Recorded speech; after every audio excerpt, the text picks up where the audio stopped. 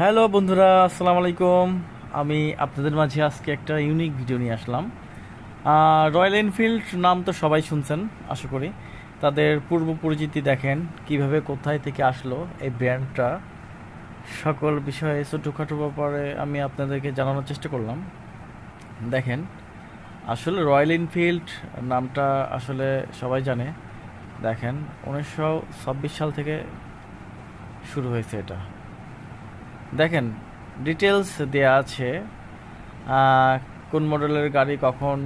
Bullet 335 দেখেন এখানে দেয়া।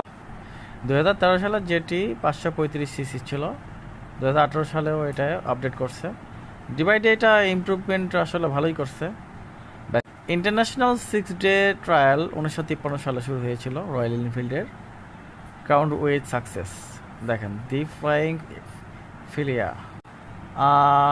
রয়্যাল এনফিল্ডের হাস্যকর ব্যাপার যেটা হলো, সর্বপ্রথম শুরু হয় একটা ছোট্ট দিয়ে। দেখেন, রয়্যাল এনফিল্ডের ম্যানুয়ালি তারা প্রস্তুতকরণের জন্য তারা ম্যানুয়ালি তৈরি করতেছে বাইকগুলা কোম্পানিতে। কোনো কোনো তখন তো আসলে মেশিন পাত্র ছিল না রয়্যাল এনফিল্ড। বন্ধুরা, হান্টার বাইকটা আসলে ভালোই লাগে। এটার দাম তুলনামূলকভাবে কম, সুন্দর। দেখেন, এটা কয়েকটা কালার ভেরিয়েশন আছে। এটা হচ্ছে ব্লু ব্লু আর হোয়াইট মিক্সড।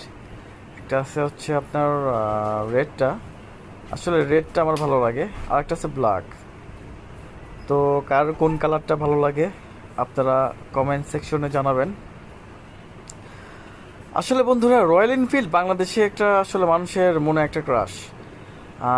জানি না কে কার কীরকম মনে ক্লাসিক 350। আসলে এই গাড়িটা প্রাইস অনেক হাই। তো এই বাইকটা আসলে এতটা ভারী, আপনারা এটার উপরে না বসলে বুঝতেই পারবেন না, এতটা ভারী। কখনো চালাই নেই, বাস এটা চালাইলে আমার মনে হয় অনেক ভালো একটা ফিল পাওয়া যাবে। কারণ ভারী বাইক চালাইলে অনেক ভালো ফিল পাওয়া যায়, না চালাইলে বোঝানো যাবে না। দেখেন, এটা কয়েকটা ভেরিয়েশন আছে। এটা রেড কালার। তো রয়্যাল এনফিল্ড স্টিকারটা আছে, আসলে রয়্যাল রয়্যাল একটা ভাব আছে।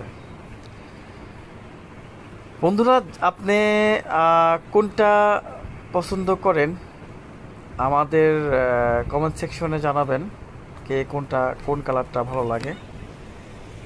দেখেন, এখানে বিস্তারিত কিছু ছবি ফুটেজ দেওয়া আছে, আমি আপনাদেরকে দেখাইলাম।